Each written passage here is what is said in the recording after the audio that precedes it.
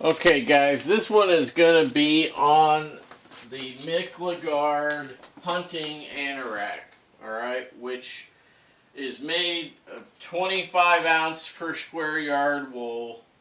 It's the 4X that I got, which is an equivalent to the Boreal Mountain Anoraks 3X. So if you're looking for a size equivalency, right, so it's 5 pounds is what it weighs. There are some parts to it that have reindeer leather trim. Okay, comes stock that way. I don't think that really adds anything to the weight. I think that 5 pounds is your wool. Okay, the other stuff just weighs like nothing. Because it's just thin reindeer hide that leather, they're putting on there. Makes it look good and keeps the edges, from fraying up too much. Okay, I got also, they actually, because it took a little while, alright, it took a few months. They had a lot of orders, I think, in that time period. So they asked me if I would like a set of mittens as a present for my weight.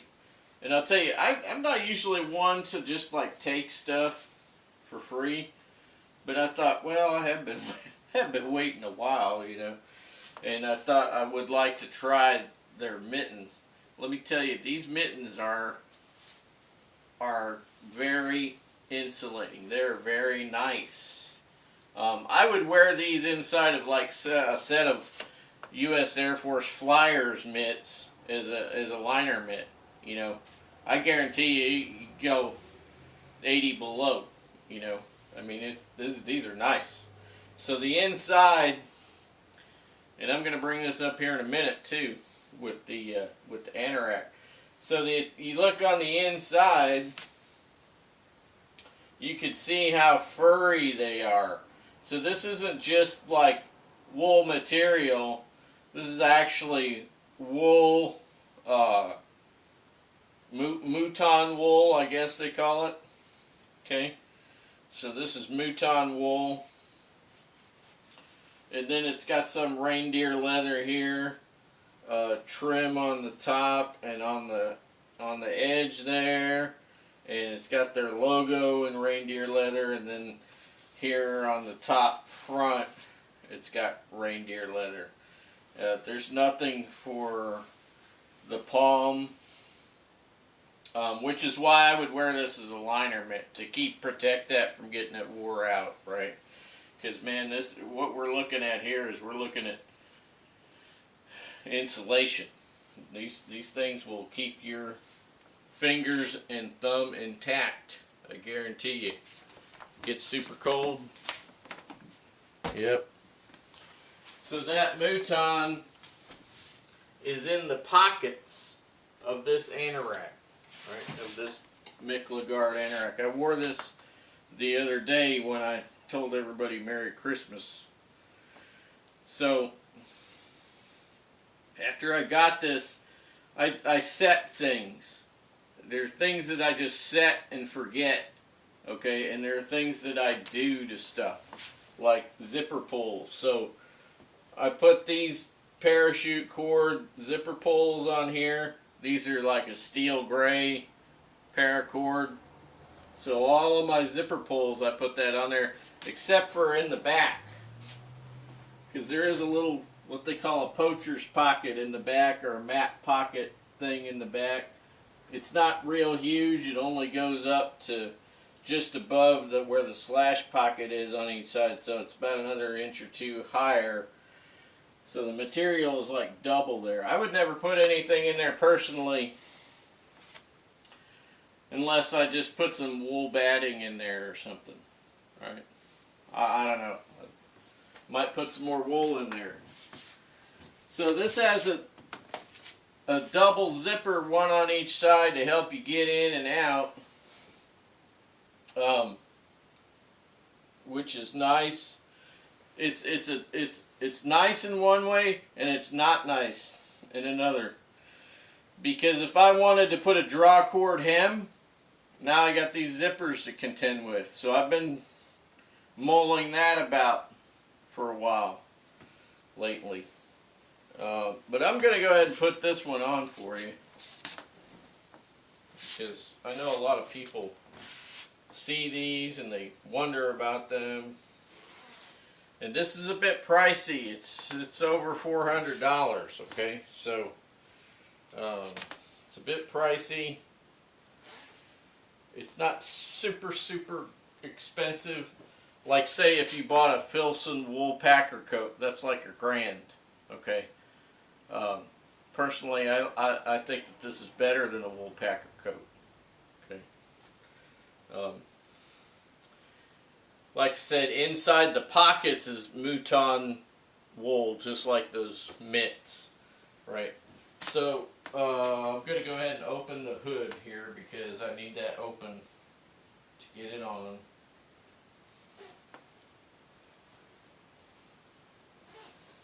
Alright.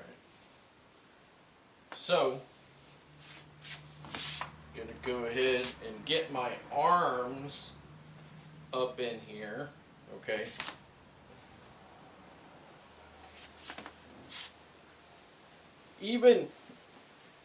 I'll talk to you in a minute.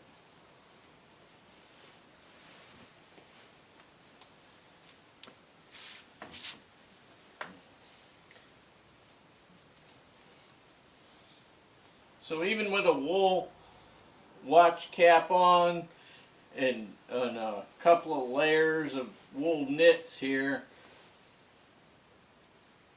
it still goes on fairly easily with these zippers unzipped, right? So that does give you, you know, a lot of flexibility when it comes to that. Now, even though I've got some wool knits on here, I still have a lot of room in here because I love to have room for layers. So there's a snap or popper on each side of the zipper here, right? Everything on this is quality. So just when you're looking at it and you're thinking about it, just think about the quality involved, okay? It's not cheap materials, it's not a cheap product. So it's got two places here, you know, snap, popper, right? So I keep it on the largest one so that I can, you know, put gloves inside if I want. Things got really nasty. I might pull out my gauntlet mitts and put them on the outside. One thing I like to do about these sorts of things is I get frog lube paste, okay? Frog lube paste, which is it's a lubricant that you can use for knives and guns, but it's, you know, you could also use it on a frying pan, right? So it's safe, you know, for that. And I put that inside of the female part of the popper, a little bit on the inside to kind of lube that up a little bit, and then you won't have any seizing up of your popper, okay?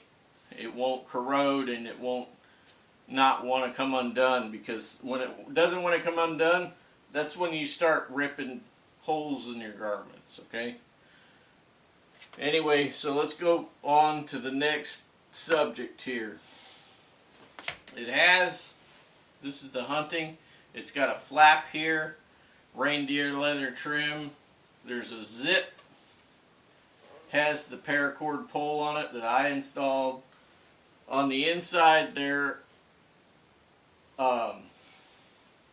there's this pocket, of course, that goes way down, but there are also places to put shotgun shells or rifle cartridges, okay? So that's something that you got there if you wanted to do that. There is a pocket here and here, okay, and there is a somewhere around here. There it is. So there's a tab here on each side. It's sewn, and that's for an antenna, to keep an antenna out of your face. You put your radio in there, the antenna comes out, and in that slot on each side. Okay, this is sewn on the outside, so it doesn't go inside your Anorak. It's the antenna is on the outside. It just helps to keep it out of your face, right?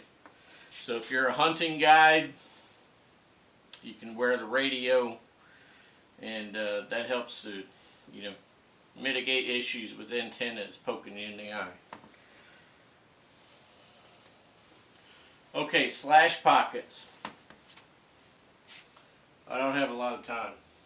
I got about 4 minutes. So these slash pockets, like I said, they're lined with mouton wool. So that means they're like furry, right? They're really nice.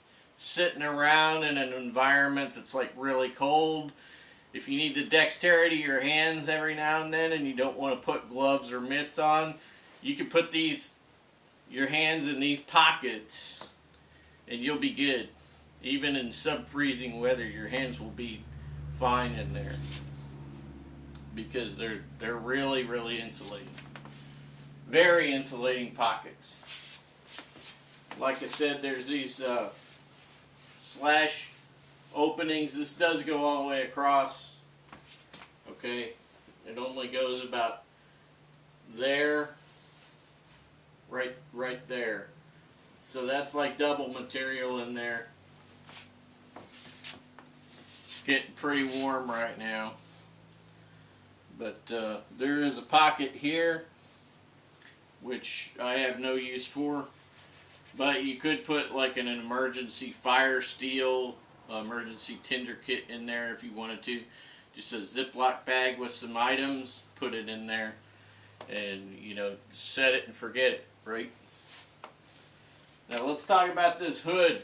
This hood is really serious, and the hood is also lined. It's got batting,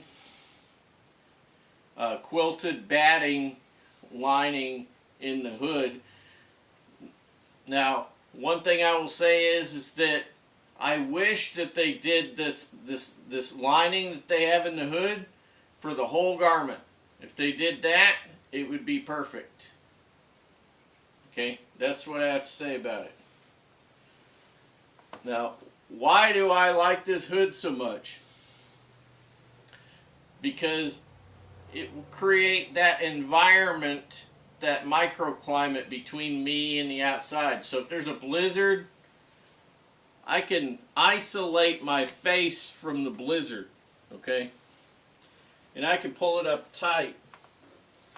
So I've got this here, and I can zip it up, right? And then I can put this popper here, this snap, right? Now I've got this tiny snorkel to look out of, and I can adjust things if I want to, right? I can adjust stuff if I want to. But if I'm in this mode, I'm probably sitting around somewhere, right? Probably sitting around somewhere, probably waiting on something. You know, just got that up. Generally, I'm not going to be walking anywhere with this because it's just going to get too hot.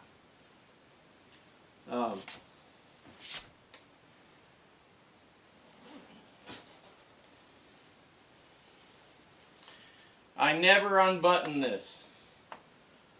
One gripe I do have is that they got these plastic backings on here, okay, for their buttons and whatnot here. Now, I'm not sure how those would hold up in -80 Fahrenheit. okay, because they're plastic, right? I'm not sure. I have thought about, I don't know, I've thought about doing something about it, but I don't know, maybe even just sewing the whole thing shut, because I don't ever want to open that anyway, personally. That's just me. Alright, we're out of time. Questions, comments, you know what to do. Email.